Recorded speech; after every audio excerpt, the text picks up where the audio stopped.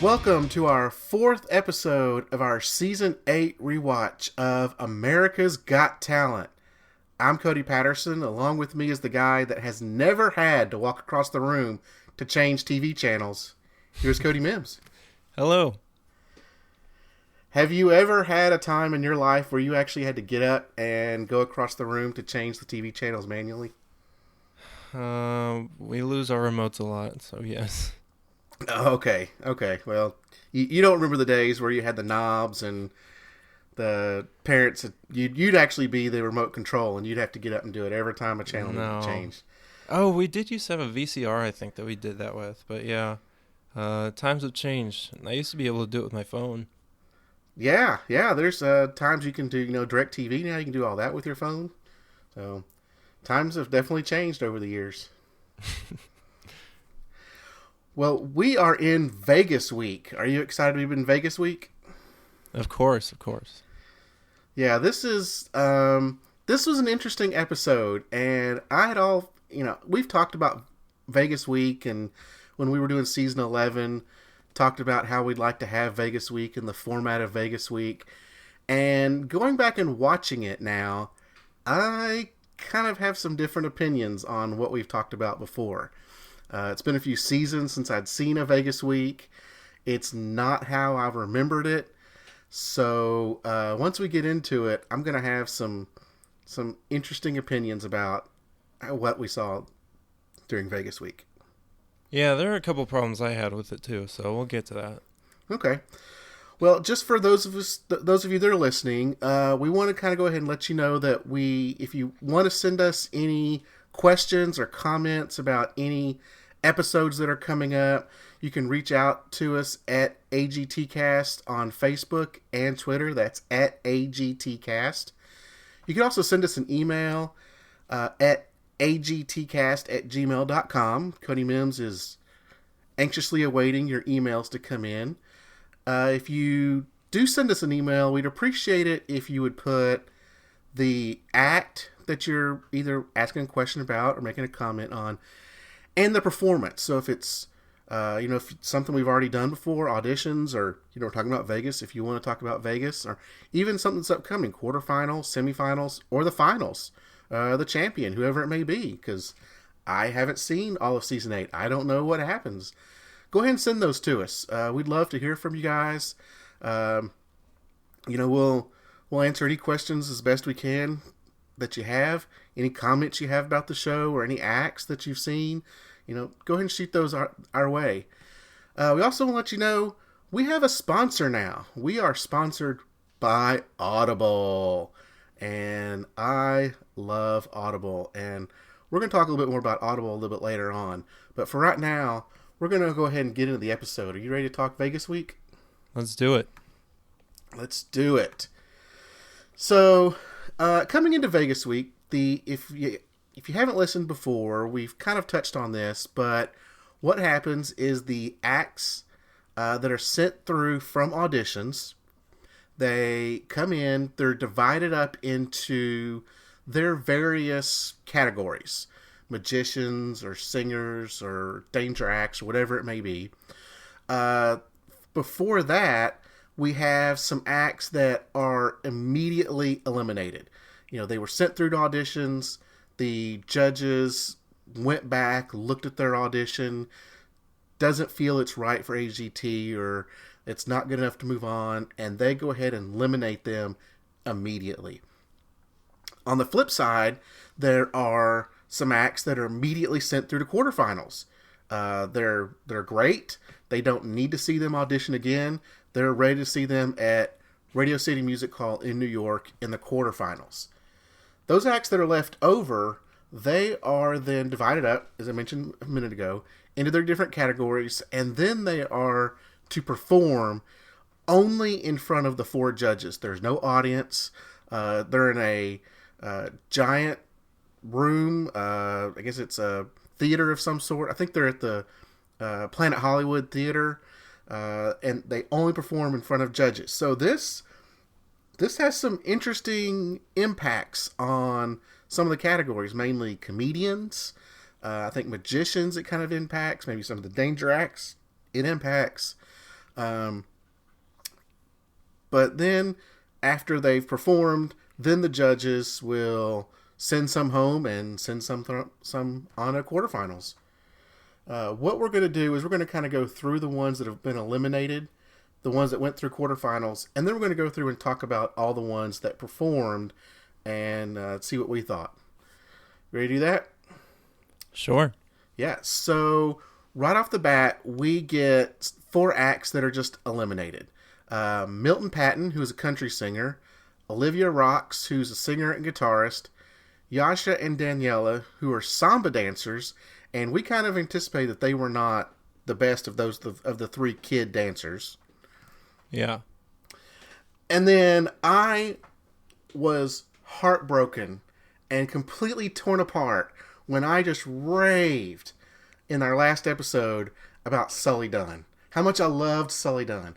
And I wanted to see him go on, sing some more of his funny original songs. And I almost had to turn the show off because he was eliminated immediately. Oh, no. I couldn't believe it.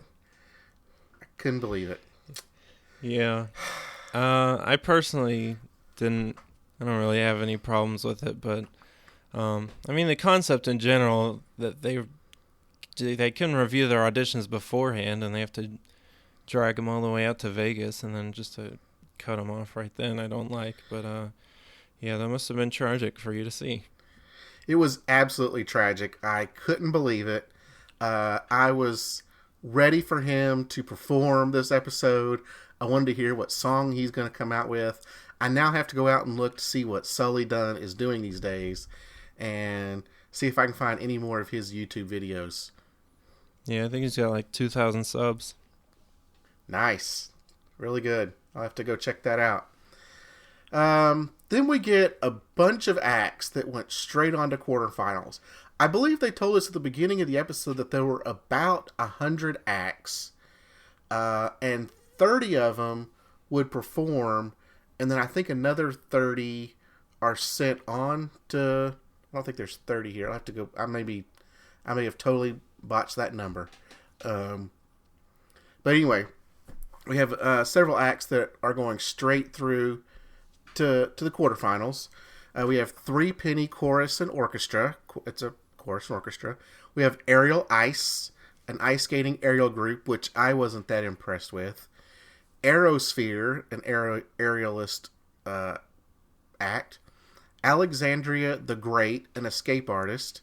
American Military Spouses Choir. I'm happy to see them go through. Angela Hoover, a stand-up comedian and impressionist. Anna Christine, singer and pianist. The Aqua Nuts, synchronized swimmers. So now when we get to quarterfinals, when we get to a live show, we're going to have to go find us a pool for them to perform in. Yeah. We get Brandon James, an opera singer. Catapult, a shadow dance group, similar to the Silhouettes. Chicago Boys, an acrobat group. Dave Shirley, a comedian. David Weathers, the snake handler. Fresh Faces, a dance group. Innovative Force, an acrobatic dance group. Jim Meskimen, an impressionist.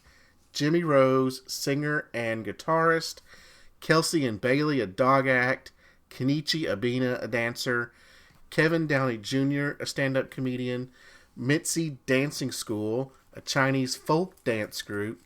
Sensation, spelled S-E-N-S capital E-T-I-O-N, a 3D video mapping dance group. Spintacular, a basketball group. Sprice, the Rube Goldberg machine builder. That'll be interesting to see him in the quarterfinals. Struck Boys, hip hop dance group. Television, a television dance group. Are those the ones that held the flat screens? Yeah. Good. The Robotics, a band. Your boy Tone the Chief Rocka, a rapper. Tummy Talk, body drummers, and the Virginia State University Gospel Choir. Do you have anything you want to talk about on any of these groups? Yeah, it's a lot to unpack. Okay. I'm not really happy about Fresh Faces and the Silhouettes going straight through, but, whatever. It also seemed weird that Tone and Cole went straight through, but I can't say I'm upset.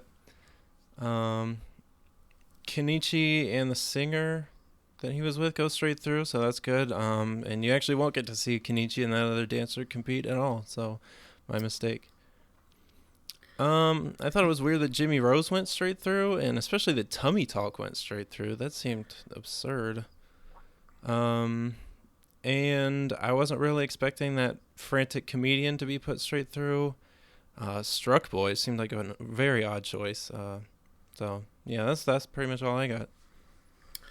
Yeah, some of those are a little odd. You're right. The Struck Boys. I'd have to go back and review Jimmy Rose's song that he did.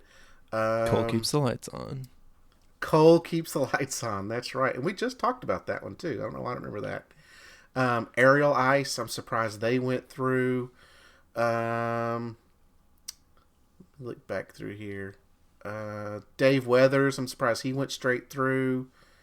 Are you talking about Catapult? Is that the one you said Silhouettes? Were you talking about Catapult? Yeah. Okay. So yeah, there's some interesting compared. It's interesting some of these went through compared to some of the ones that we saw perform. Yeah, Kelsey and Bailey. I'm surprised the Dog Act went straight through. I guess it was much better than I gave it credit for. I don't remember. I guess we did see all of these in auditions. I was trying to think we didn't see the Mitzi Dancing School, but I think we did. So I think we saw all of these in auditions. Yeah. Okay. The ones that actually performed, there were some in there that we did not see in auditions. Yeah, that's true. Do you want to go ahead and start talking about those, or do you have anything else you want to say about the acts that went straight through? No, I think that's it. Then they did some little montage of Performance Day, and I thought it was interesting to see Forte planning their act the day of. Classic Forte. That's right. Getting it in at the last minute. That could be part of their act is crunch time, getting it in, getting together at the last second. We did have an act that had to bring in a new singer, and we'll talk about them. Yeah.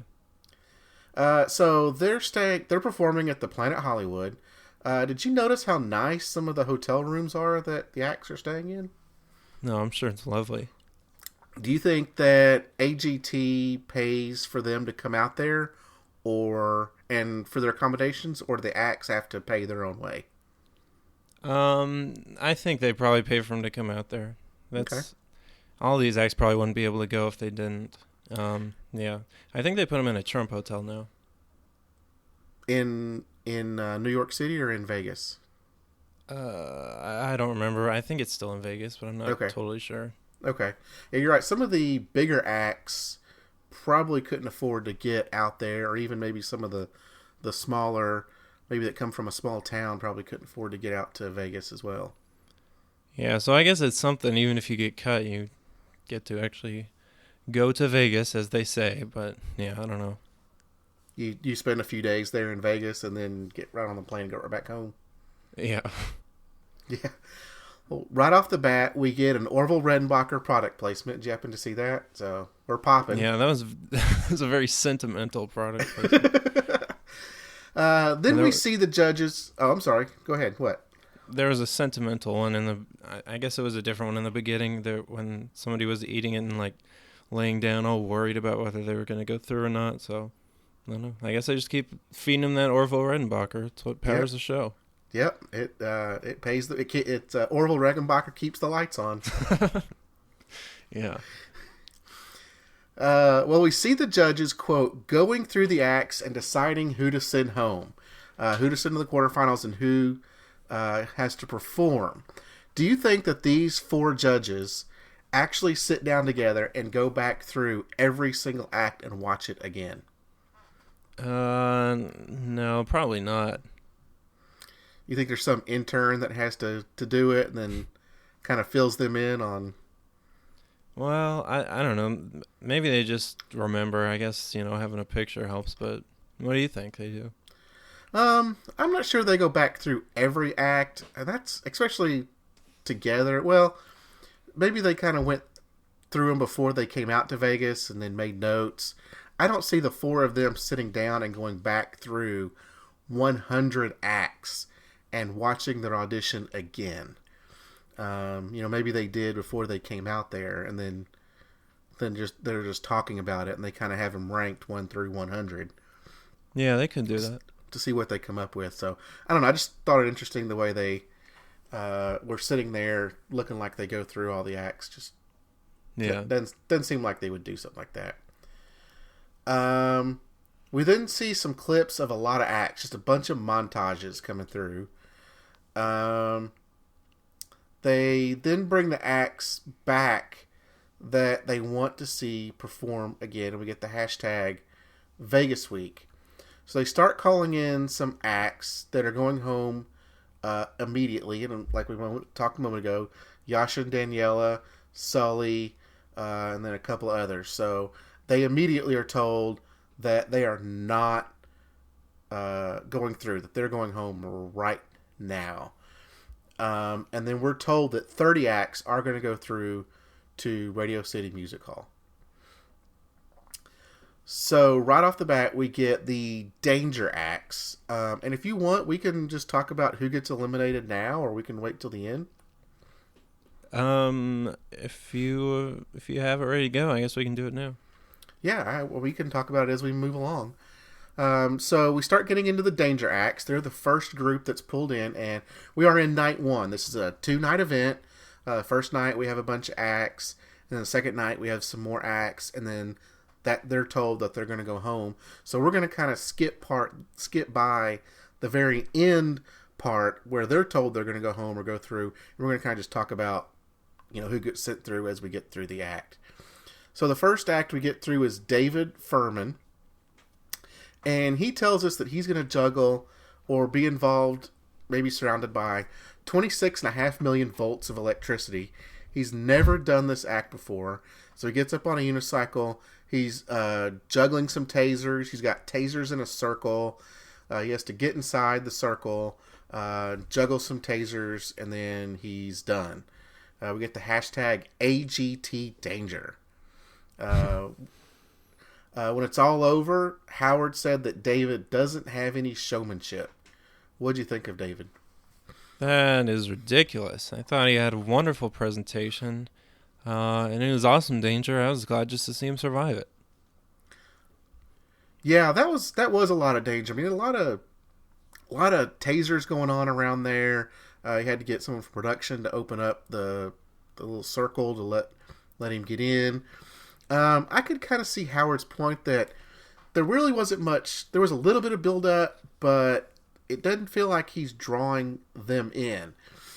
But this is kind of when I want to get into maybe talking a little bit about Vegas Week and kind of some of my issues before we go much further, unless you want to wait on that.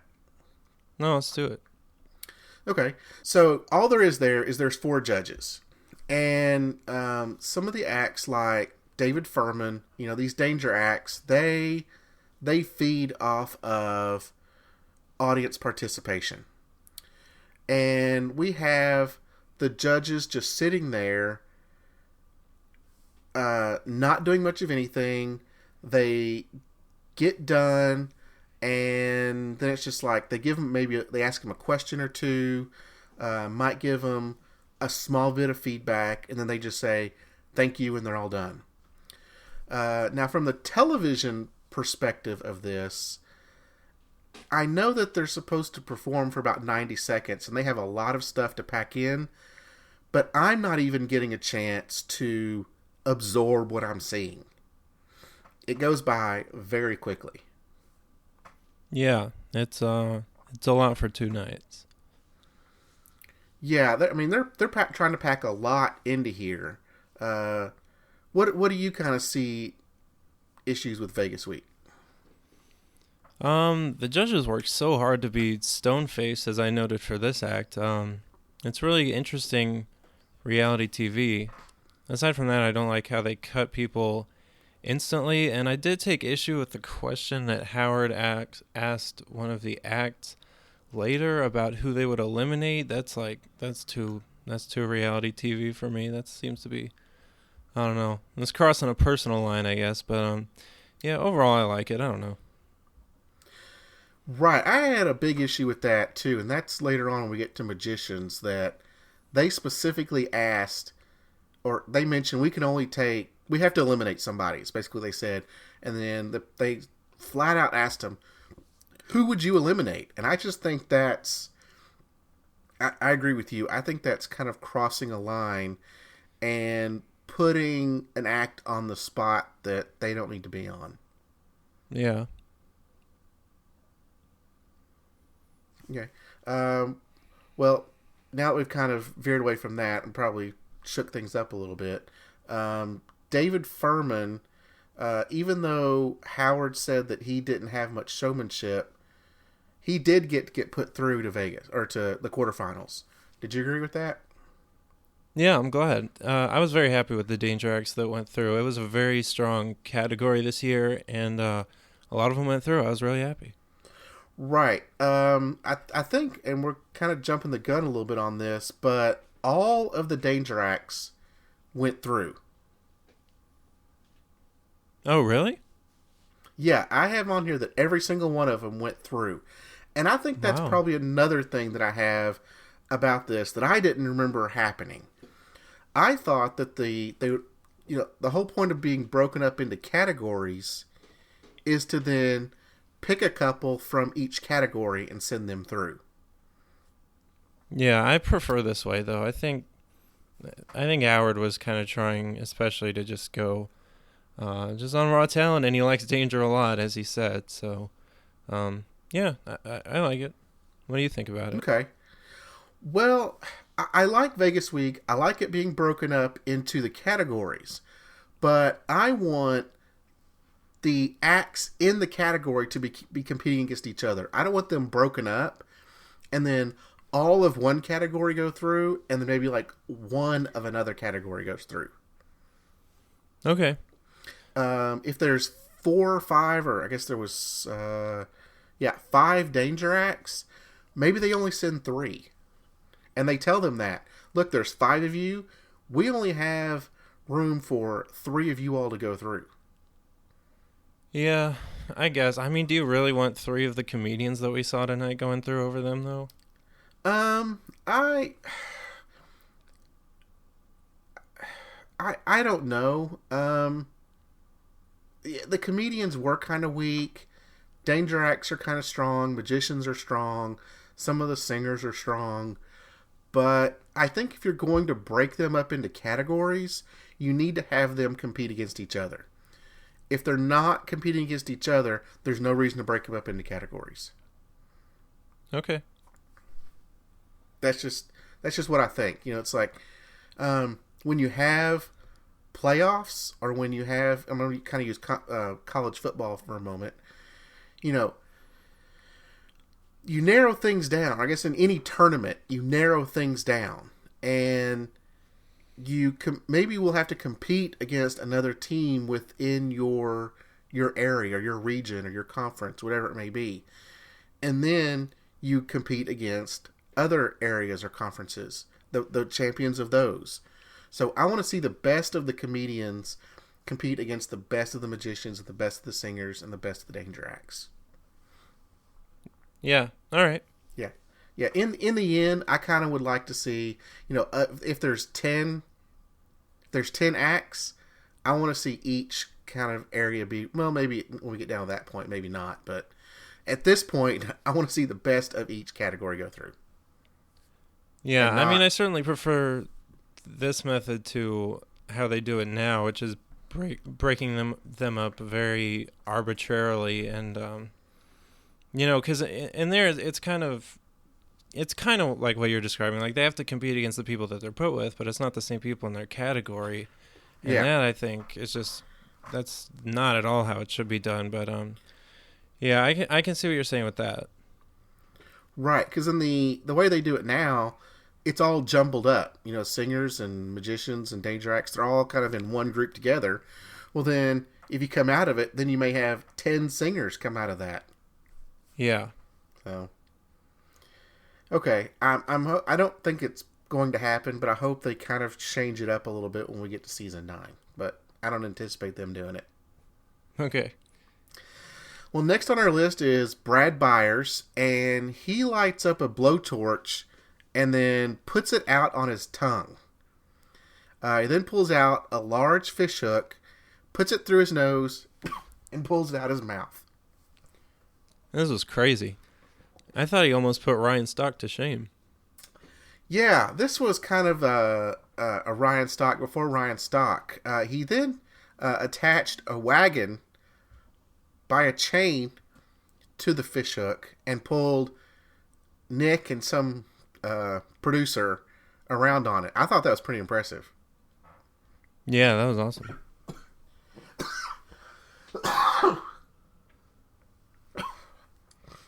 Excuse me. Howie talks about wanting an act where they are on the edge of their seat, and when he put the hook through his nose, Howie said he was on the edge of his seat. Were you on the edge of your seat? Yeah. Yeah, this is pretty good. So, Brad got put through to the quarterfinals. We then get... Cool. Yeah, great for Brad. We then get Alexander Magala. I thought this was interesting. When the act starts, they put up their name and their age, and then kind of their occupation. He was just labeled as performer. Oh. I thought that was really generic. Really generic. Yeah. Now he is a sword swallower, but he's one of these, and we talked about this before, that kind of meshes multiple things together. So he's a sword swallower, and then he does other stuff. And this particular act, he did pole dancing. This was crazy. They were showing a lot of judges' reactions on this, and it seemed like everybody was super into it, but I didn't really find this one as intense as the other acts. I guess that's just me. I don't know what the deal was. I can kind of see the danger in this. He's got a dagger down his throat, and then he's twirling around on a pole. Yeah. Now, it seemed like he was really doing it in slow motion. He was really slow. I understand he's got a dagger down his throat, and he's trying to be real careful. So, he wasn't doing it as quickly as other pole dancers that we saw, but I still think it's impressive that he's doing this with a dagger down his throat. Sure. He did hang upside down and then slide down the pole and face down. And one slip up and that dagger would have gone straight down his stomach. Yeah, good finish. Howard asked him how much more he can do. He said he's better now than when they saw him before. And once he left...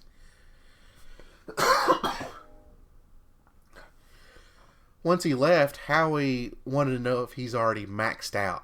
Like, has he already done the best that he can do? Do you think he can do more? I don't know. I think that's a good question. We'll have to see. I think he could probably do a little more. He stepped it up. I think he stepped it up from the breakdancing last week, and he added pole dancing this week, and it was actually pretty good pole dancing. It wasn't shoddy pole dancing.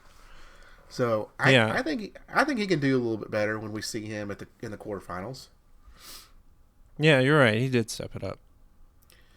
The next act we saw was Sam Johnson, and this is a guy that last time we saw him, he climbed a tower and did a handstand while wearing a top hat. Howard asked if he was in more danger today. Of course, he's wearing his signature top hat. He starts by pouring gasoline on his top hat, and then he just pours it all over his head, lights the hat on fire, gets on a unicycle that's on a tightrope, and starts to juggle some sticks that are on fire.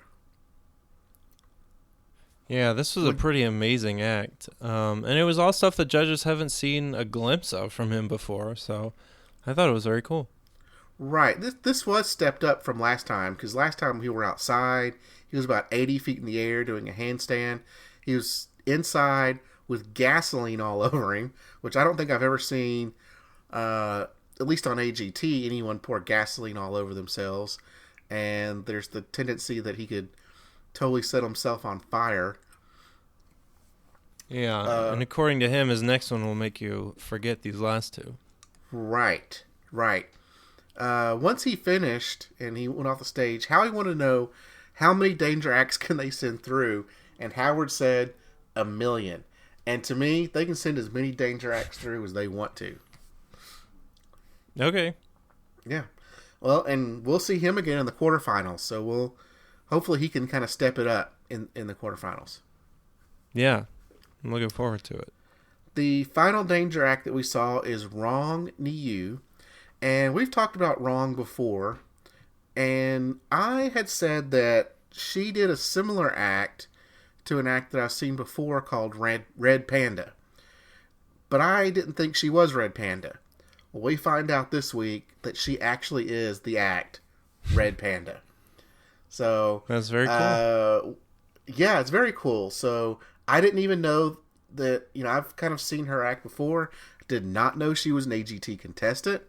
I would think that being in the quarterfinals kind of makes you a legit contestant. If you audition, maybe if you make it through to this week, you can kind of see your contestant. If you make it through quarterfinals, I think you can consider yourself an AGT contestant. Yeah, sure. We did find out that she has some back pain. The paramedics were there kind of tending to her. But she did the exact same act that she did in auditions. And this is the only act I've ever seen her do is the bowl trick. I'm not sure what else she can do. She did get an applause from the judges. She got a little emotional after performance because she knew she was in pain. She thought she was going to mess up. What did you think of Red Panda? Did she not mess up? I thought she did. Oh, well, I guess she did mess up. Did she not get one of the bowls up on top just right? I think so. I don't know. Okay. It was still good, but I kind of thought she did the same thing too. She seemed very nervous. She seemed very nervous. I know she was hurting. She did the exact same act. She messed it up. I was for sure she was not going through. Yeah, I was surprised too, but I think she is still in the upper echelon of these acts, so I think it's cool they put her through. I think she has potential. Again, I'm not for sure what other tricks she can do. And maybe they think that she has potential as well, but they've commented before that acts have done the same thing. They've messed up. There's an act later that they sent through, or they sent home immediately because they didn't come prepared. So I would not have sent her through. I would have sent her home. Even though I really, I like her. I know that she's really good, but I would have sent her home just because it's the same act as auditions. She messed it up. So there's two X's right there. Pierce would have given her an X immediately. That's probably true. Yeah. Do you have anything else to say about the Danger Acts? It was very strong. Yeah, it's a strong group. It is. The next group is the music groups. And so right off the bat, we get Forte, and one of the singers had to pull out right before Vegas. This is the first time they've performed on stage together. Oh, this is the one you were talking about earlier where they did the last minute. So we were talking about the same act. Yeah. That they had to get a new guy in at the last minute. And I thought, Howard said that the new guy was actually the strongest of the three, and I agree. Yeah. It seemed like they sounded pretty good. I don't really know this type of music well enough to say definitively, I guess, but it seemed good to me. It's opera. It's opera. You don't get it, but that's okay. Yeah. No, I thought, just from a singing aspect, I thought they did really good. The new guy really belted out the notes. I thought he actually carried them. Yeah, he's very good. and I'm looking forward to more from them, for sure. Right. Yeah. So they got put through to quarterfinals. So we'll see more of them in the next show. We then get Brandon and Savannah, brother sister duo from Boca Raton. They sang their own song in auditions, and now they sing a cover. No. They sang Little Talks by Of Monsters and Men. And what'd you think of this? This was not wowing me. It's a shame. No, you want them to sing their own stuff. Yeah, and I don't really like the song either, and I don't think they added much to it, so yeah, this was a big disappointment for me. I'm not familiar with the song that much, but it didn't really... I had to look it up I had to go back, actually rewind it multiple times to get the words so I could look up the song. I had no idea what it was. It didn't do anything for me. I would have preferred them to probably sing their own song. Mel B said they have a look. No one commented on their actual singing part. Howard feels that this is Battle of the Bands, that the music groups are actually pretty strong. Yeah. So did they go through? They did. They went through. Okay. Yep. After them... we'll see what they do next time. Yeah. You want them to go back to the well. Do you want them to go back to singing their own stuff? I do. I think they have it in them. I'm still pulling for them. I hope they can do better. Okay. Well, I prefer the next group a little bit better, the American Hitmen. And they sang House of the Rising Sun by the Animals. I think they're way better than Brandon and Savannah. Yeah, they seem as good as ever. I thought they did really well. Yeah. They, we talked about before, they could pretty much sing anything from the 70s to about the mid-80s. And I think they will just nail it. I think they're now one of my new favorites, is American Hitmen, because they can play some good hardcore classic rock. Yeah, they're great. Now one music group, and I'm not sure that they would be considered a music group, is the Mariachi Nuevo Estilo AVM, and we did not see them in this. Even though they're listed and they were put through auditions, they weren't listed anywhere else. But do you remember them? The three kids with the machetes and the little 3-year-old with the butter knife? Yeah, I wonder what happened to them. No, it's a good question, because they did not show up to Vegas at all. So, so they didn't get put through to quarterfinals. They were eliminated. The American Hitmen? Or the other guys? The mariachis. Okay. Yeah. Okay. No, American Hitmen, they went through. Yeah. I think cool. I think they're one of the favorites now of season 8. Yeah. We then get the kids variety group, and we start off with Too Unique, and they sang "Party in the USA." This was not good. Yeah. I didn't like it either. I think this is another group that really needs a reaction from an audience. They need an audience. Mm-hmm. In order to kind of gauge how much excitement they need. So it's really hard to do when you have just 4 people sitting there that can't clap or yell or anything of that nature. Howie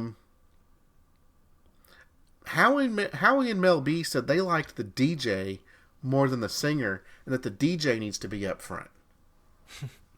Yeah, maybe. She's a DJ hero, I guess. That's right. They did get put through. We then get Lil Demon. And he just... all I had in here is that he does breakdancing. And that's pretty much all he did. Yeah, it was pretty basic dancing. I thought it was mediocre. Yeah, it wasn't very good.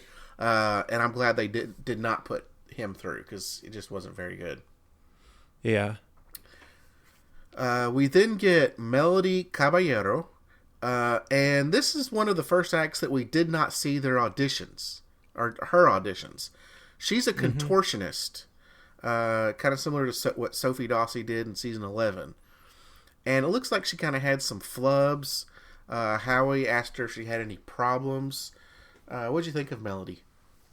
Yeah, she had some trouble, so we'll see what happens. Yeah, because we're going to see her in the quarterfinals. But at this point, we don't really know much about her. We didn't see her audition. We saw very little of this performance. It's kind of hard to relate to an act when this is the first time we've really seen him and we didn't see much of him. Yeah, so she did go through? She did go through, right? That's interesting. Yeah. I wouldn't have thought that would happen, but, we'll see what happens. Yeah, I would think that if they were, because by the time that the auditions were televised, surely they knew these results as well. Yeah. So you would think that we would have seen her audition if they knew she was going to go through the quarterfinals. Yeah. I mean, probably so. Yeah, you would think. So the next act that we see is D'Angelo and Amanda. Part one of the little kid dancing couple. D'Angelo, there's this kind of competition going on between D'Angelo in this couple and Ruby and in the Ruby and Jonas couple. They're brother and sister. And they kind of have this little thing going back and forth of explaining why one's better than the other. D'Angelo thinks that they are better because they're older. Do you think that's the case? I guess. I don't know. I think they really know what they're doing. D'Angelo and Amanda, I thought they put on a great show. Yeah, in this week, I thought they were much better than they were in auditions. They danced to moves like Jagger. And I think this is, from watching this, it seemed like this clip was much longer than any of the other clips that we saw. Yeah, it was a pretty long one. It seemed like we saw their entire performance. It felt like it. Yeah, it was good. It was good. Yeah. And then Ruby and Jonas, they had some issues. Jonas dropped Ruby at one point. Yeah, theirs was not the best. So Howard said he thought one of them was definitely better than the other. Do you think he was saying that D'Angelo and Amanda were better? Yes, I think you're saying D'Angelo and Amanda were better than what Ruby and Jonas did this time. I think Ruby and Jonas were much better in auditions, but I think this week D'Angelo and Amanda were better. Yeah. So that's interesting. We'll see who's really got it, I guess. They're both going through, if I remember correctly. So the battle continues. So yeah, Ruby and Jonas, they danced a tango. And of course, they had a little slip there during it. So that's all for the kids variety. Do you have anything else to say about these acts? I don't think so. Okay. Well, then we move right into comedy. And of course, we've talked about this. Howie said that that this week is the toughest for comedy because there's no audience. Comedy absolutely depends on an audience for reactions. Yeah, I think he's right. He's absolutely right, and he knows. I mean, that's his livelihood. He would know this. Do you think that the lack of audience had any impact on these four acts? Yeah, I mean, they also put through a lot of mediocre comedians at the start, so it's kind of hard to say. I guess it's good at weeding them out a lot, but this was this was quite an interesting category. It is, and I think one of them in particular kind of handled it pretty well. We'll start off with Jimmy Fallon, and we didn't see his audition either, and he's told jokes about his wife buying a pink shirt. The other comedians were kind of mentioning how much he was rushing this performance. Yeah. I was more focused on the material. I think it didn't strike me as funny at all. So, I think his rushing is the least of his problems. But what do you think? I didn't notice it until they mentioned it. I was focusing more on the material. And then when they mentioned it, I was like, he actually is going pretty quickly. But also, they only get about 90 seconds. And they have to cram a lot of stuff into that short time frame. The judges noticed that he was rushing it too, so... Yes. I guess he was. Yeah. We then get Eric Schwartz, who's also known as Smoothie. And we didn't see his audition. He mainly told Jewish jokes. I actually thought these were pretty funny. Yeah, and this is another interesting thing to look at when it comes to comedians in this round. I think he made an interesting choice here. It seems kind of tailor-made for performing for 4 people, but, tailor-made can't compete with tailor-made. Taylor Williamson, everybody. Let's give him a big hand. That's right. We can talk about Smooth East still, but yeah, he was pretty good. Yeah, he talked about that the Jewish words are just, the slang that we use today are just Jewish words backwards. Like oi is yo, and Kabbalah is holla back. So I actually thought this was really funny, and I was surprised that he didn't get. I was surprised he didn't get put through. Yeah. Well, then we move right into your boy Taylor Williamson.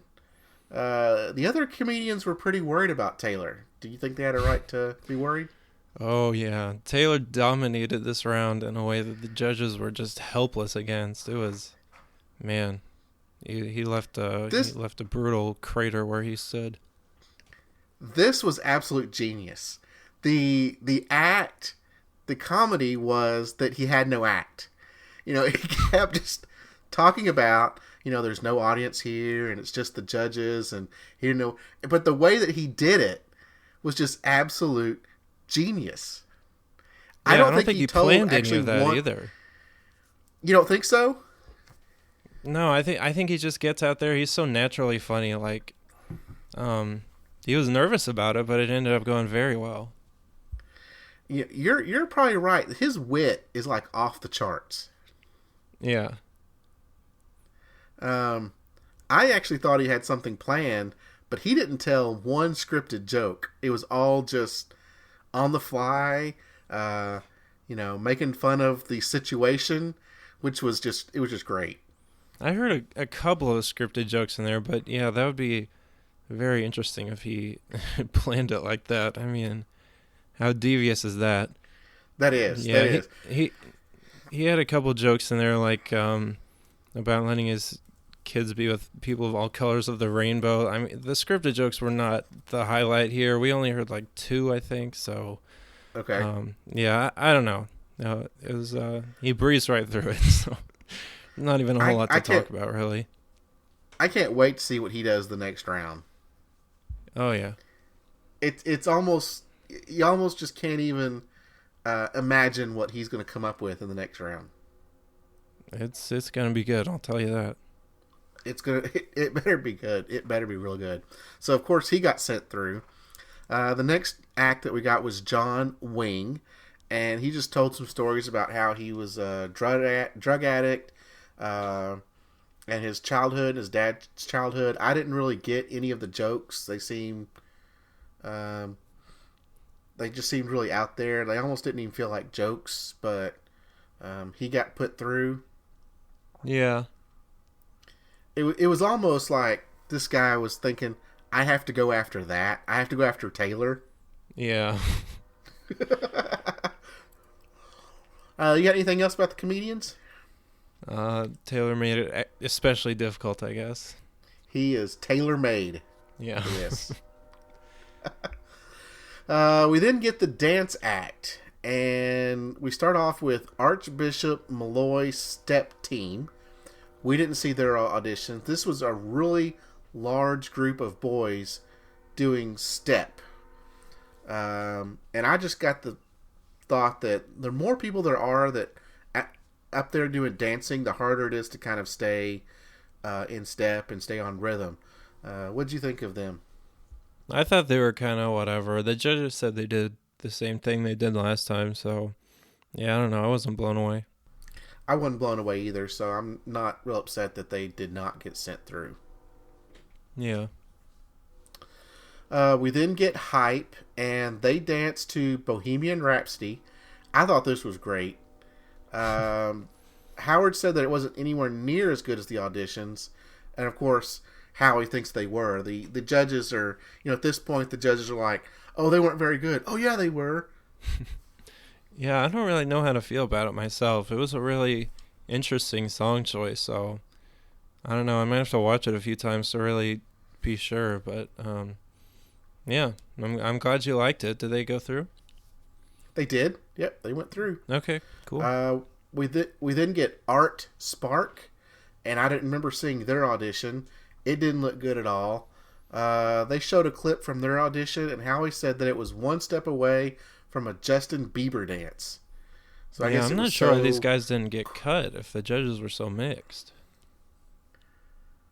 Cut from auditions? From Vegas week, like if they weren't one of the four, Oh, from the beginning that were cut immediately? Yeah. Yeah. I'm not for sure because I don't remember seeing them. I don't. You're right. They just didn't seem like they were all on the same page for them. Yeah. But it didn't matter because they didn't get put through anyway. I would, mention that. I would rather have them got cut and seen Sully. Yeah, I probably would too, honestly. We then get Kid the Wiz. Did some more hat tricks just like he did in auditions. He had all kinds of problems doing his routine. Yeah, it's a shame to see him mess up like that. I was really excited for him. Well, you're going to get to see him again. He did get to go through to Vegas or to quarterfinals. I didn't think he would. I thought all the problems he had, he was not going through. Yeah, they've been making some interesting choices. We then get Dylan Wilson, and I thought this was great that he wore a shirt that had a picture of Howie on it, like a younger Howie, and Howie had all his curly hair. Did you even know Howie had hair at one point? Yeah, I figured he did. So I thought that was great. I thought his performance was better than Kid the Wiz. Yeah. It wasn't amazing. I think neither of them were, but I was kind of surprised that he was the one who went home. I am too. If I had to pick between the two of them, I would have picked Dylan over Kid the Wiz. Yeah. So unfortunately, though, we won't be seeing Dylan in the quarterfinals. We then get the acrobat group, and we start off with Tavi and Antonio, and they performed an aerial act to If My Heart Had Wings. This was one of the worst song choices I have ever heard for a performance. Really? Yes. This song is not a dance or performance type song at all. Okay. I was not into this performance. I don't know if that's what jumped out at me, but yeah, I thought they probably weren't going to go through with what they did. It just didn't even look good either. I mean, even with this poor song choice, it just didn't even look good. Yeah. So we won't see them in quarterfinals. We then get Acro Brandon Rosario. We did not see their auditions. He came out on the stage stiff-legged. And do we even know why he came out kind of stiff-legged? It was very confusing. I have no idea why he did that. Okay. It was not a great act. Okay, I was wondering if I missed something, because the judges kind of commented on it too. Yeah, he did a pole dance, and it was just not good. Yeah. Now, Howard made an interesting comment. He said that this is America's Got Talent, and they need to take the most talented people regardless of genre.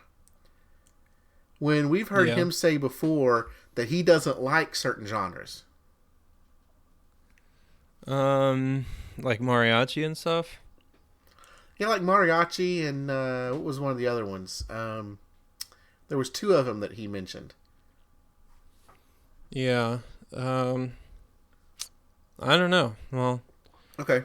I guess he's just saying he doesn't want to group them all up together, you know. I'm sure he still wants to go by his opinion of what he likes and what he doesn't, but yeah, it's interesting to bring that up again. Yeah. We then get Duo Resonance. We did not see their auditions, and they said they added a new spinning element to their routine. I thought it was pretty impressive how they started off with the guy bouncing on top of the girl. What do you think of this group? This is that song that the singer did an acoustic version of. I don't know if you remember that, but this was it. And I also agreed with Howie that there's more spectacular things. So, yeah, I don't know. They were all right. They were all right. Yeah, it did not look smooth. The guy didn't like the way that the thing spun around. He wanted it to spin more. They got put through to quarterfinals. I don't expect much from them in quarterfinals. Yeah. We then get Timber Brown, and we were told his father was an alcoholic and his mother was a drug addict. His father's a former alcoholic. He's clean now. He said he auditioned in L.A. instead of San Antonio, even though I think he's from Texas, which I thought was a little interesting. Oh, yeah. Okay. So he's another pole dancer. He had a lot of pole dancers this year. Yeah, I guess so. He performed to The Cowboy and Me by Tim McGraw. This was really good. Yeah. He is quite talented. And you don't see country music in this kind of act a lot. So I kind of like that aspect of it as well. I noticed that not only with pole dancers, but we have a lot of country music in this. We have country singers. We have people performing country music. There's a lot of country going on this season. Yeah. Which I'm okay with. And not as many singers overall. So it's weird. It is true. Well, we'll see Timber Brown in the quarterfinals. We then get the Kristoff brothers. And the Kristoff brothers, they're pretty amazing. They were backstage during all of these other performances, kind of just commenting. They were kind of our backstage pass commenters throughout the whole acrobatic acts. Yeah. But they were wearing kind of these onesies, these the tights, kind of some checkered neon tights from like the 80s. They had some award medals around their necks. These guys are pretty funny. Yeah. I think it's smart for them to be silly. Are you do you fall on that side of it? I'm on board with the silliness. They were right that a lot of these acts take themselves too seriously. I noticed that during all of these performances that the acts, they come out, they do their thing, they leave. Yeah. I like that they're more loose. They kind of have fun with it. I like that.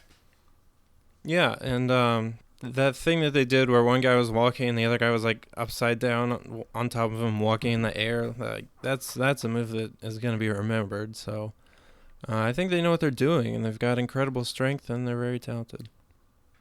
Yeah, I can't wait to see what they're going to do in the quarterfinals. I thought it interesting that Howie asked if comedy takes away from the act. You know, being a comedian, I thought it was interesting that he asked them if comedy takes away from their act. Yeah. I think it's hard for them to focus on multiple things at once. Well, we'll see the Kristoff brothers in the quarterfinals. We then get into our last group of episode 1. We get Deanna De La Chapa. And Deanna had a lot of technical issues. Mm-hmm. Yeah, this was kind of hard to watch. It was good. You know, she was having issues with the track and not being loud enough. It was great they let her come off the stage. They fixed all of that. All the other acts kind of do their thing. And then they let her come back and do her performance. Yeah, at first I thought she was just like gone. But they did. Oh, did you? You thought she was just done? Like they weren't going to let her perform? Yeah, maybe I just wasn't paying enough attention, but yeah. Well, I'm glad they did.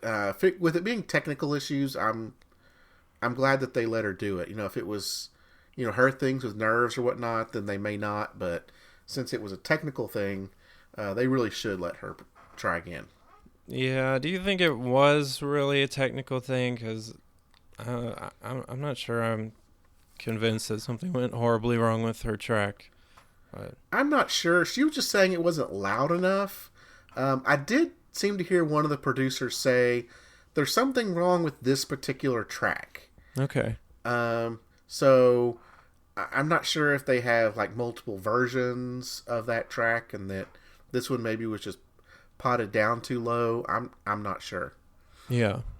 I do think it was a technical problem that I'm glad they were able to fix. Okay. So once she got to perform, she sang "I Won't Let Go" by Rascal Flatts. I thought this was really good.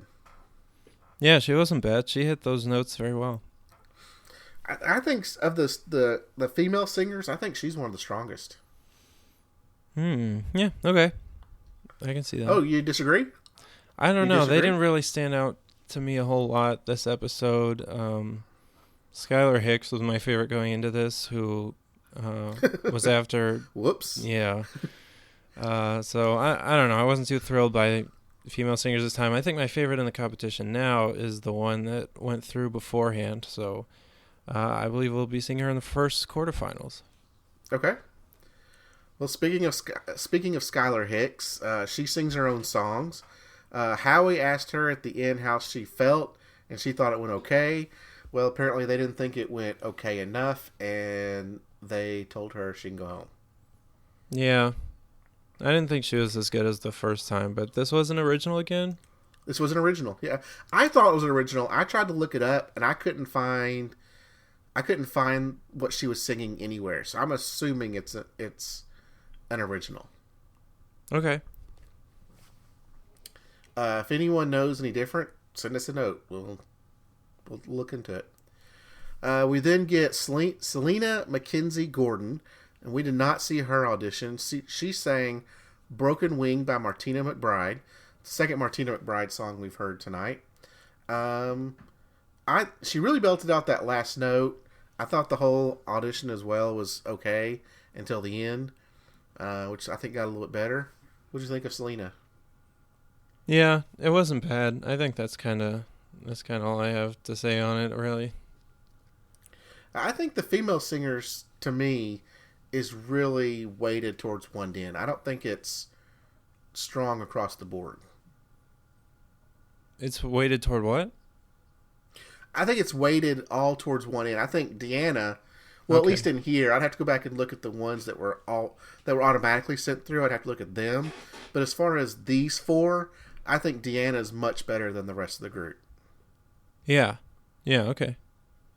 Okay. We then get Cammie Bradley. We didn't see her audition as well.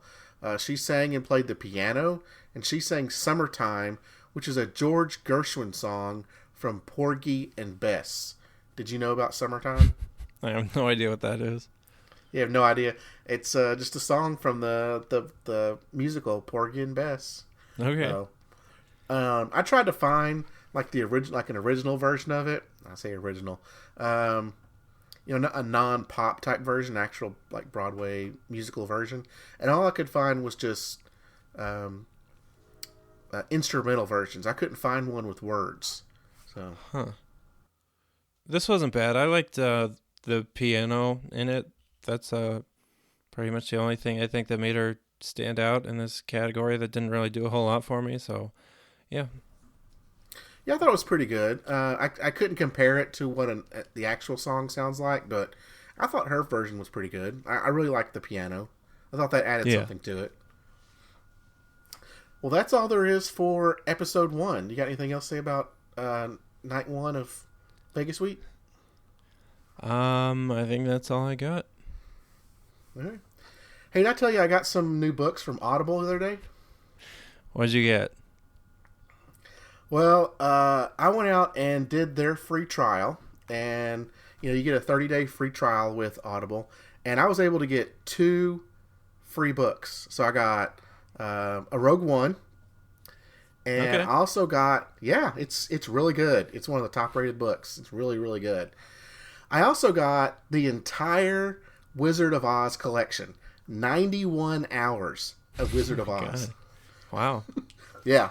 So I can't wait till I finish Rogue One so I can start on that. Nice. What do you think of Audible? Well, we are sponsored tonight by Audible, the premier provider of high-quality audiobooks. Guys, Audible is an Amazon company, and that means you can do stuff like listen to your books right on your Echo. Hey Alexa, throw on some vintage Chaucer. They have great stuff such as Here's the Deal, Don't Touch Me by Howie Mandel. Guys, this is a frank, funny, no-holds-barred memoir. This ain't your grandpa's memoir. Listeners of this show can go to audibletrial.com/AGT to get a 30-day free trial and support this show. Thanks a lot to Audible for sponsoring America's Got Podcasts. Thank you very much, Audible. We really appreciate that. Howie has a memoir? Yeah, this was actually the book that Collins Key got out in the middle of his trick. And it is about his adult ADHD and germophobia or OCD or whatever. Huh. I may have to check that out. Thank you very much, Audible. Yeah. Well, we get right into episode 2, and we start off with the kid musicians. So we get Erilyn and Izzy, and they said they want to go to Radio City Music Hall more than Christmas presents or Easter eggs. Yeah, they seem to be asking all the kids weird questions like this, so... Yeah, I thought that was really funny. Now, Erilyn Izzy plays the drums, and Erilyn sings death metal. Mm-hmm. Now, she sings her own death metal songs, right? So she's not like the old guy from season 11. Yeah. She actually sings her own songs. Mm-hmm.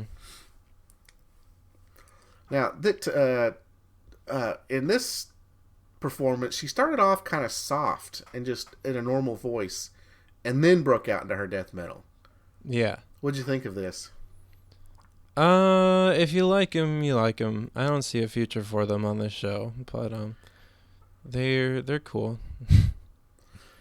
Yeah, they're all right. I think I mentioned in the first episode in their audition that they're fun to watch. I wanted to see them move on in the auditions, but I didn't really want to see them move much further. Now, Howard said that there is no way this year that they can go forward. Well, guess what? They're going forward. Yeah. It's a fair enough assessment. I mean, this genre is not too popular, so I don't know. I can see it, I guess, but we'll see how they do. Well, I have a feeling they're going to get to quarterfinals, and they're just going to get blown away. I just don't know if there's much more they can really do. Probs. Well, then we get Chloe Chanel, and she wants to go to Radio City Music Hall more than she wants to catch a 100-pound snapper. That's a huge snapper. Yeah. She would probably die if she tried to reel one of those in, but, you know. I think she would, yes.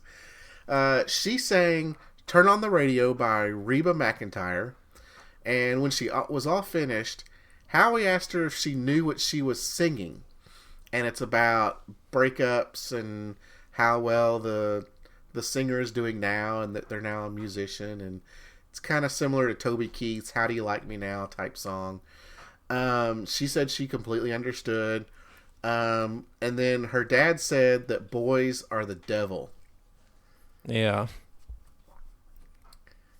How'd you like Chloe? I thought she wasn't near as strong as her audition. I didn't like this a whole lot. What did you think of it? Yeah, I didn't think this was a good song choice. Mel B mentioned that she didn't pick the right song. I'm a big fan of Reba. I don't know this song at all. I have a lot of Reba's stuff, and I don't recognize this song. I think there's probably a lot of other Reba songs she could have picked. Mel B said she should have picked something from Taylor Swift or LeAnn Rimes so they could really hear her voice. Maybe so, yeah. Do you agree with that, or? Yeah, I mean, I like both of those artists better than this song, so yeah. I think it would have actually been a good pick for her, so I think it's a good tip, but did she go through? She did. Okay. Yeah, so she'll pick another female country singer in quarterfinals. Uh-huh. Hope she picks the right song. Yeah.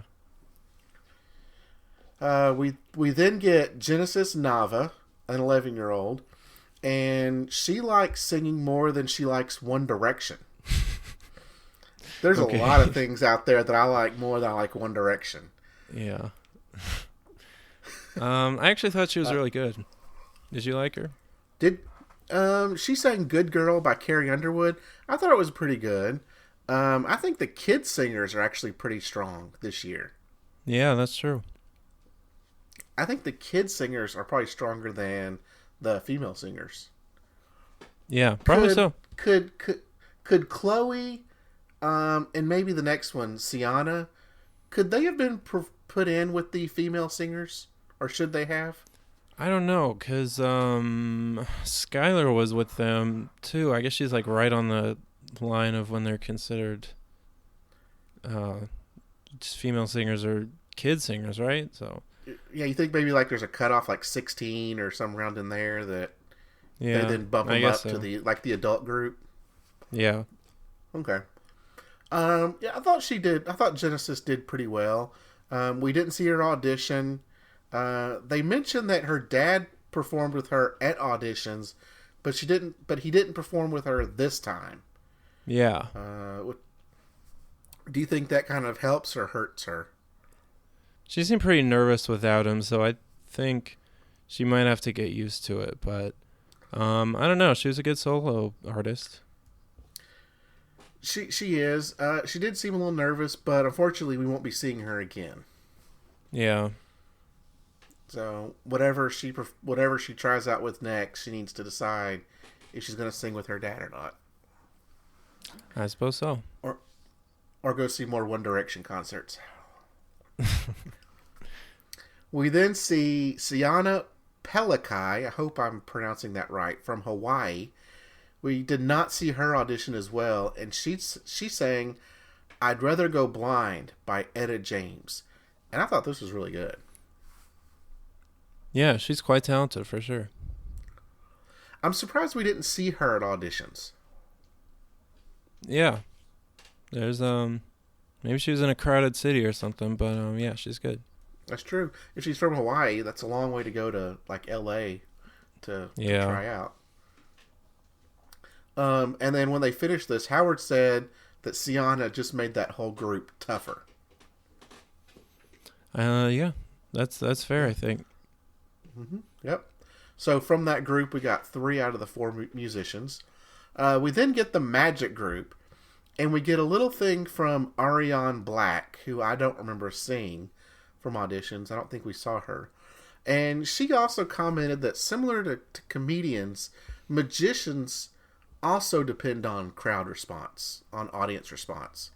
So with it being just the 4 judges, it makes it harder. She also said that they have to package a lot into a short amount of time. Yeah. So she says that magicians have to tell their story.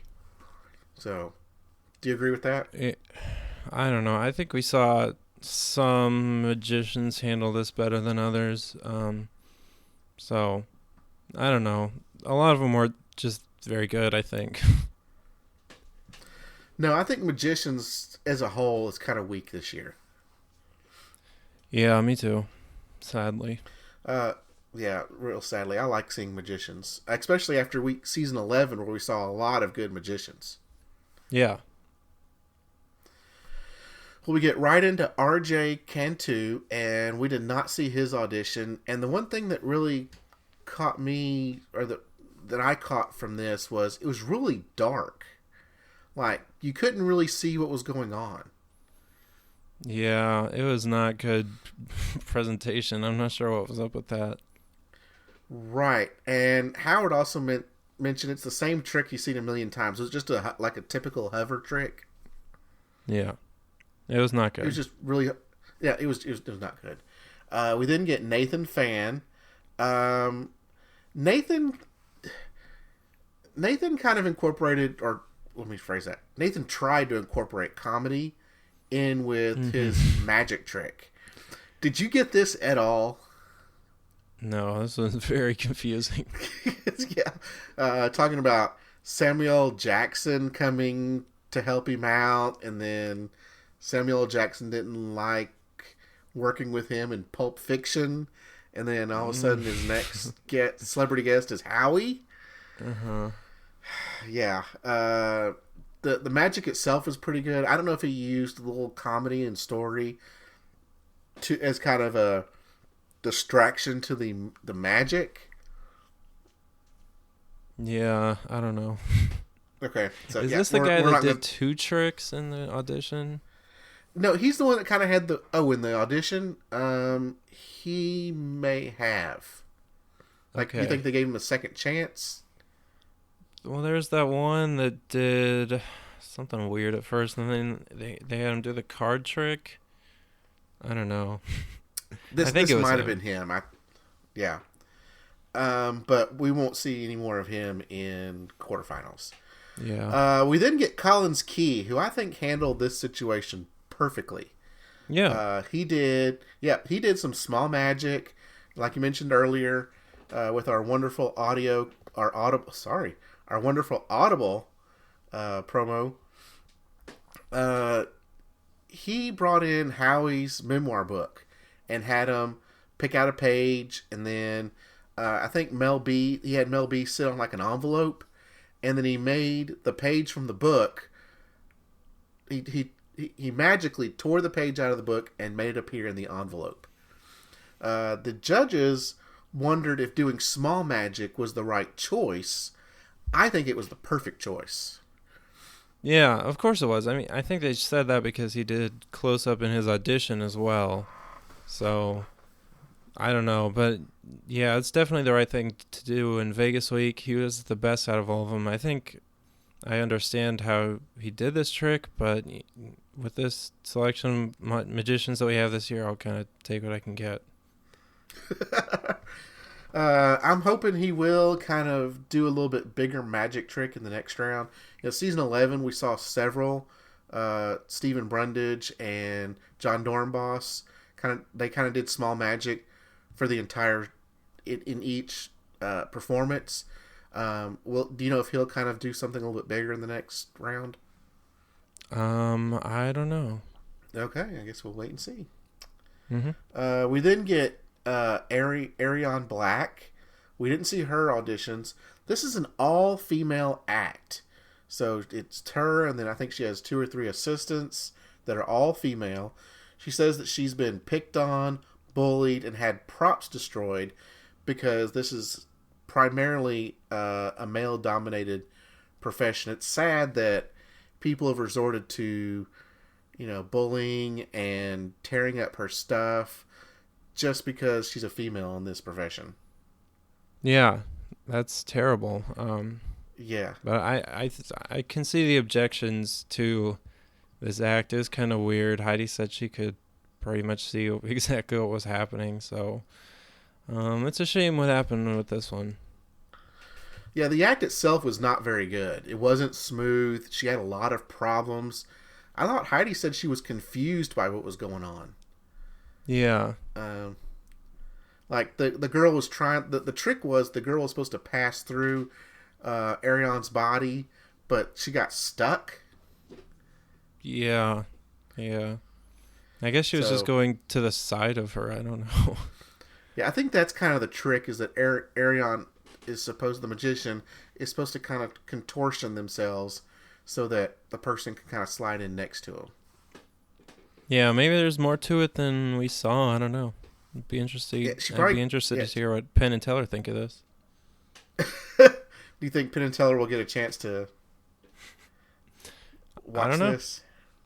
Okay. Maybe she'll go on the show. I would think this is very similar. This is kind of one of those typical magician acts, kind of like when R.J. Cantu. This is just something we've seen magicians do a million times. I don't think it was anything groundbreaking. Yeah, that's true. Okay. Well, we will not see her in quarterfinals. We then get Leon Etienne and Rami Lowe.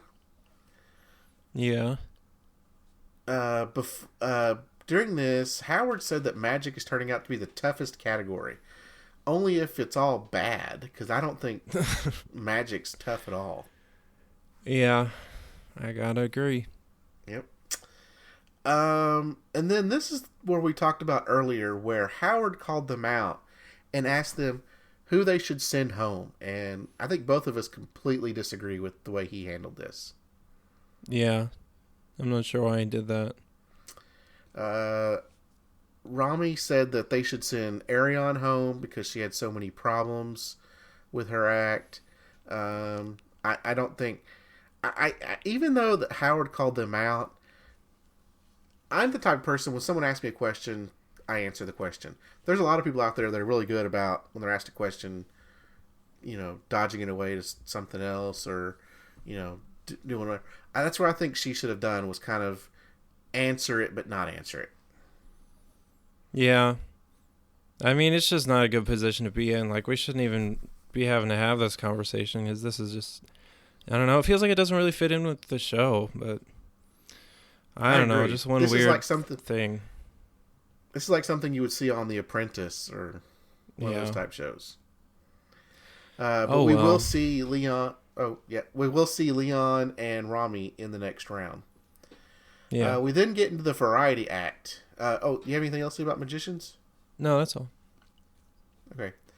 We then get into the variety act, and right off the bat, we get Special Head. And he said he met a guru in Turkey that taught him how to control his body, mind, and spirit. Now, what I thought was funny was Mike Bone was in the background, and they said, if he starts levitating right now, I'm going to flip out. He added a little music to his act, and he says his whole act is just levitation. That's all he does. So I think all he did was kind of bend backwards over some candles, and he levitated over some candles. Yeah. I think exactly what I thought would happen with this act did. The judges were not really impressed. They said he should have done this one first and the other one second, but I don't know. Somehow he went through, which I thought was weird. Probably wouldn't have put him through myself, but I don't know. I would not have sent him through either. I didn't think this was impressive as the audition. I think the audition, though, I don't think you could beat the audition. I think if he'd done this at the audition, I don't think he would have been here. I think what he did at the audition, he needed to do to get to this point. Yeah, I was kind of hoping he might, lift his legs up or something and actually, float there, since it's kind of his whole act, but he didn't even do that, so I don't know. It'll be interesting to see what he does in the next round, though. Yes. We then get Kennedy Davenport. We did not see her audition, and all I saw her doing was dancing. Mm-hmm. Was that her act? Okay. I'm not sure why she couldn't be in with the other dancing acts, but it's a little weird. Yeah. And she started right off the bat just like dancing and then jumping off the stage into the splits. Yeah. I agree with whoever in Mike Bone said it wasn't really Radio City. I agree. Yeah, this was really bad. Yeah.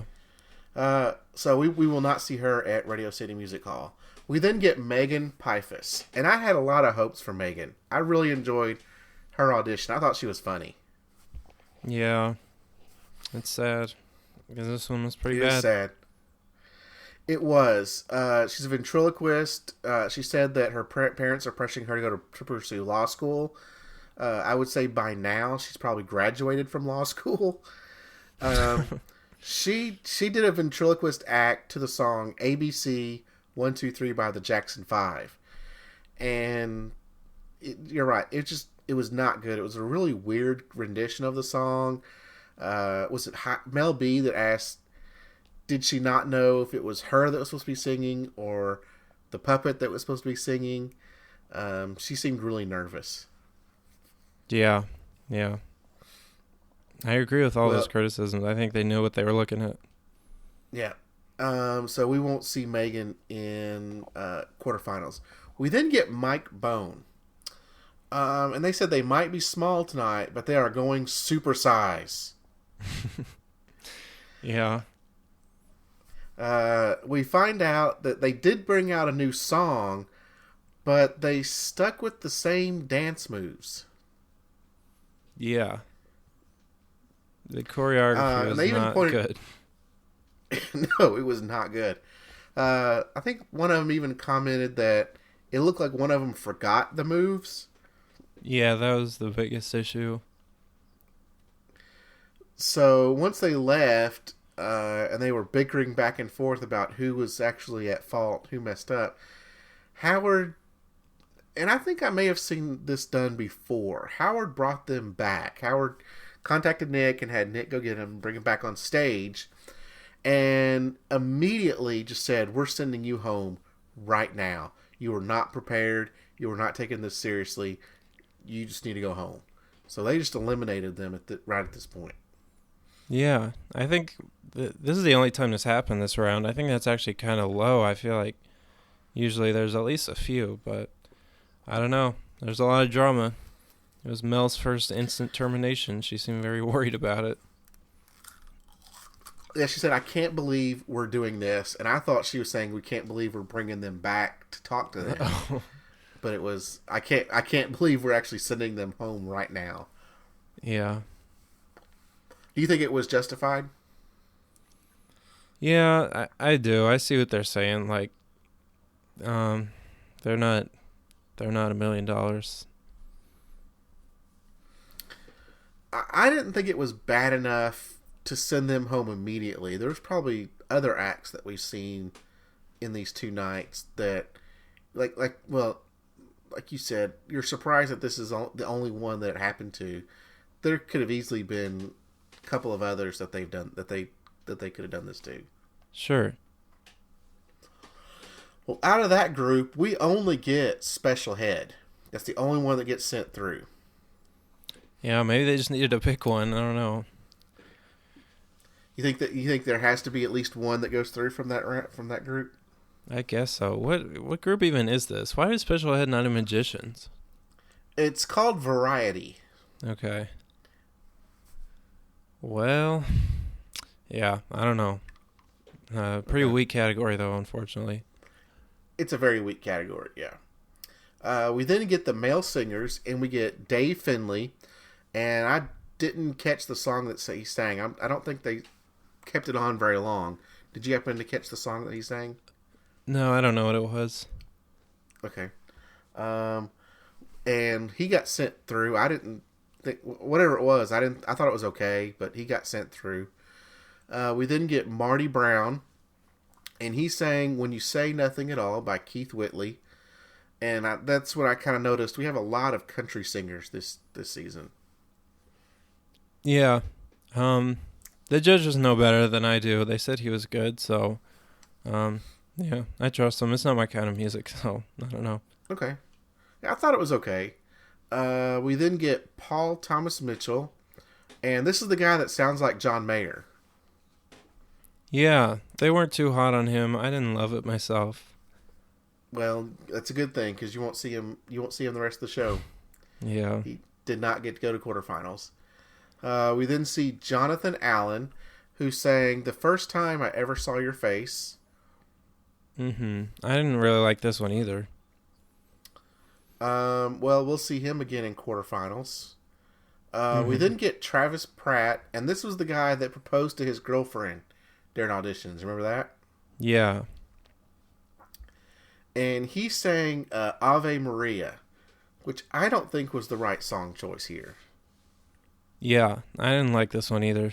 It didn't seem good. Well, they all agreed because they didn't put him through to quarterfinals. So that's all there is for these acts. So what do you think so far? It's good. I like this season. I'm excited to see where it goes. So yeah. Can I spring something on you real quick that I thought of while we were doing this? Absolutely. Do you have any kind of predictions of who you think might end up in the top 10 or anything like that?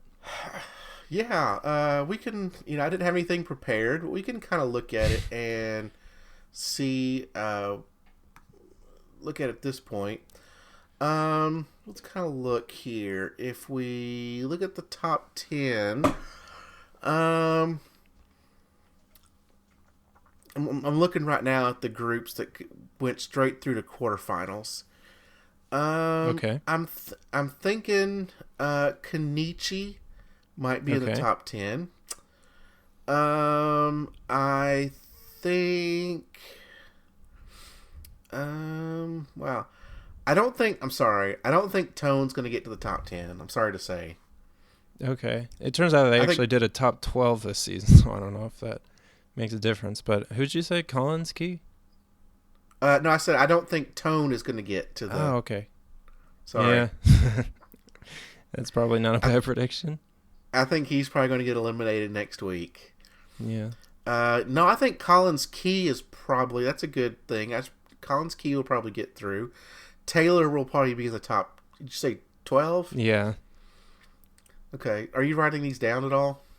No, I can make a note if you want. Okay. Let me You go have back and look at that. Kenichi, I had Kenichi. I had Taylor, Taylor. and Collins Collins. Key. Okay.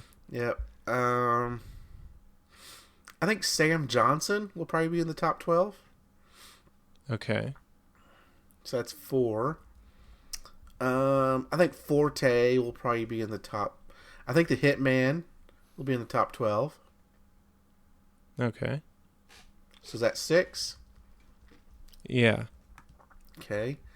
Let's see. Who else do we have?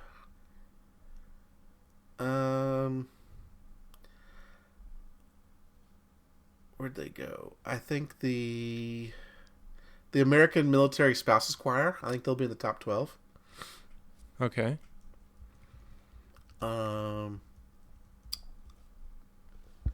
Fresh Faces. I think will be in the top 12. Okay. Is that 8? Yes. Okay. I think Sprice may make it to the top 12. Ooh. I think Ruby and Jonas will make it to the top 12.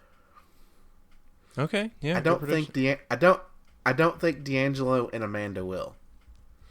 So you think they're gonna switch places again, and who's the best? Yes, I think Ruby and Jonas is gonna fix their mistakes, and they'll do much better. Okay. Is that 9? That's 10. Oh, is that 10? Okay, we can stop there. We can go all the way to 12.